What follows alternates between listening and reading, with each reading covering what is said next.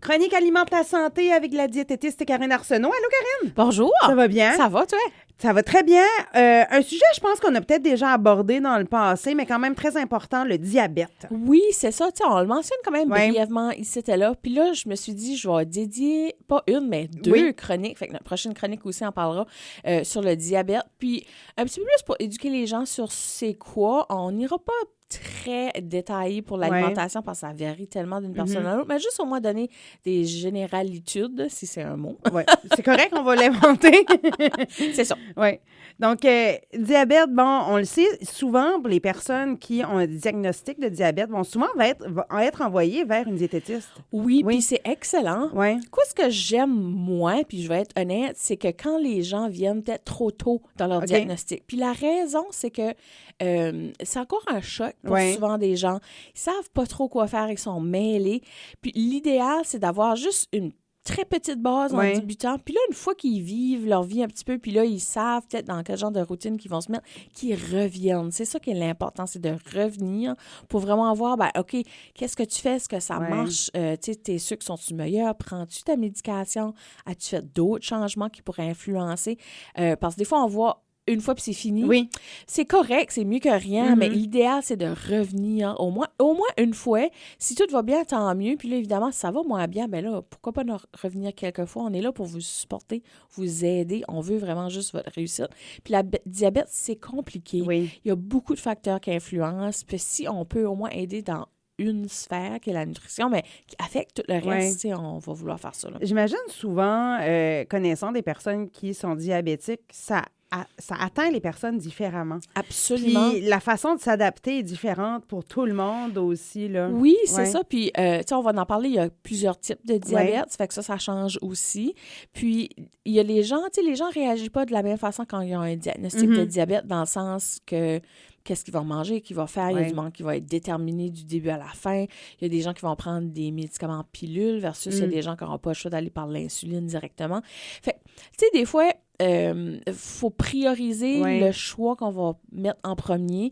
Des fois, regarde, si c'est gros pour vous puis c'est le médicament qu'il faut prioriser, un petit changement à la fois. On commence avec ça. Puis éventuellement, on se rendra à la nutrition. Tu sais, on veut pas quand même se lâcher lousse, mais tu sais, c'est des gros changements, c'est des grosses nouvelles de vie quand on a ça. Puis il faut, tu sais, prendre une étape à la fois. Ça change une vie, là. Ben absolument, ça change une vie. Puis mais c'est pas obligé pour le pire. Je Non, pense que c'est ça que les gens Ouais. pensent des fois. C'est comme, oh mon Dieu, quoi je dois faire? Mais ça se gère super bien quand on est bien entouré, quand on sait quoi faire. Puis, dans certains cas, ça peut être réversible, dépendamment de la condition de la personne, etc. Mais c'est ça. Ça fait que la première chose qu'on va parler, c'est quoi le diabète? Ça fait qu'en gros, il y a 3 sortes. Oui. Fait qu'il y a le diabète de type 1, qui est aussi appelé le diabète des enfants ou le diabète juvénile, parce que souvent, il est diagnostiqué plutôt chez les enfants et chez les jeunes adultes. C'est rare qu'on va le retrouver chez les personnes un peu plus âgées. Puis, eux, c'est qu'ils produisent pas d'insuline en tout naturelle dans leur corps. Fait qu'ils n'ont pas le choix d'avoir de l'insuline direct aussitôt qu'il y a le diagnostic pour fonctionner. Sinon, ils vont mourir, ça ne fonctionnera pas.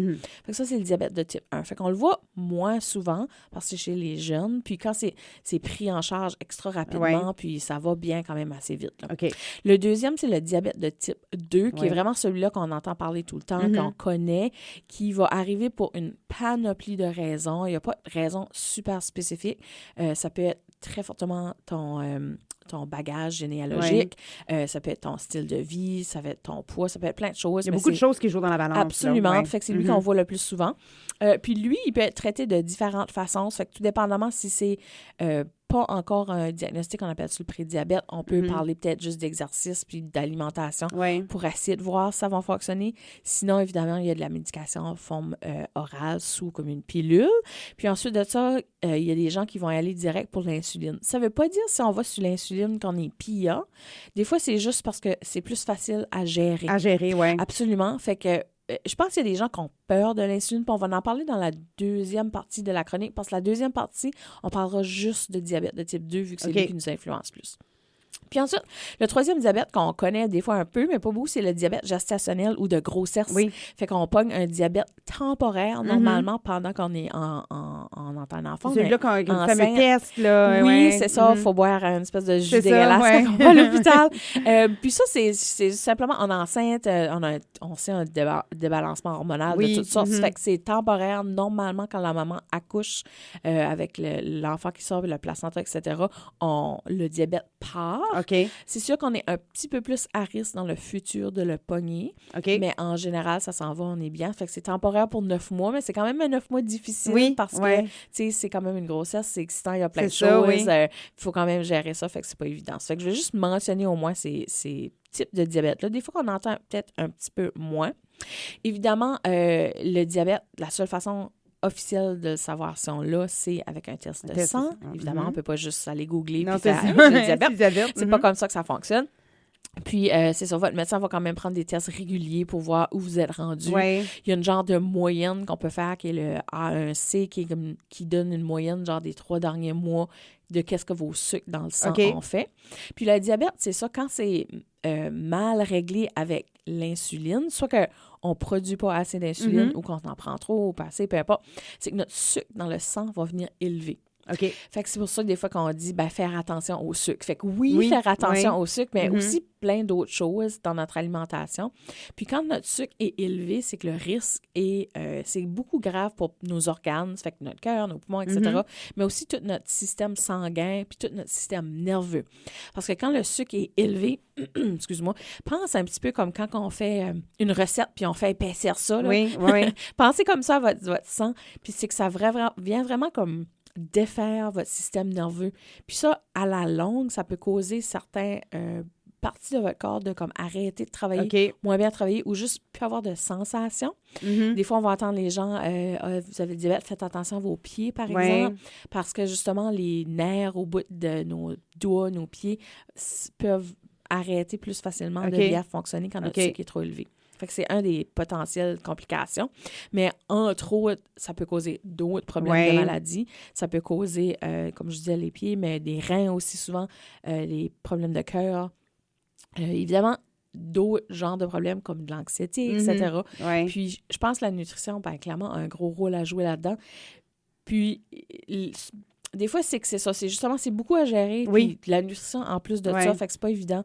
Fait que c'est bon d'être suivi par une équipe. Puis quand je dis une équipe, c'est pas juste la diététiste. Non, parce qu'il y a aussi votre médecin, il y a peut-être une infirmière, infirmier, praticien qui va rentrer en jeu, peu importe. Là. Fait que c'est important d'être bien soutenu, bien entouré. Parce que oui, justement, c'est une grosse affaire au début. Mais après ça, quand on a les bons outils, on peut faire comme, OK, c'est pas si pire que ça. La grosse adaptation au début. Puis après ça, un coup que vous vous adaptez dans votre style de vie, ça devrait, en principe, bien aller. Là. Oui, c'est ça, exactement. Là. Fait que beaucoup de gestion de changement au début. Mais une fois qu'on est bien situé puis on sait un petit peu quoi faire dépendamment du style de vie qu'on a, on peut être très bien puis vivre très longtemps, une vie bien normale que personne ne saura vraiment que vous avez ça. Là. Exactement. Fait que ça, c'est pas mal la partie 1. La semaine prochaine, on parlera du diabète type 2 plus spécifiquement puis comment eux gèrent un petit peu plus leur alimentation parce que c'est surtout là qu'on voit la population. Je pense que les auditeurs pourraient bénéficier de notre chronique. Là. Voilà, on se donne rendez-vous la semaine prochaine pour la deuxième partie sur le diabète. Merci, Monique.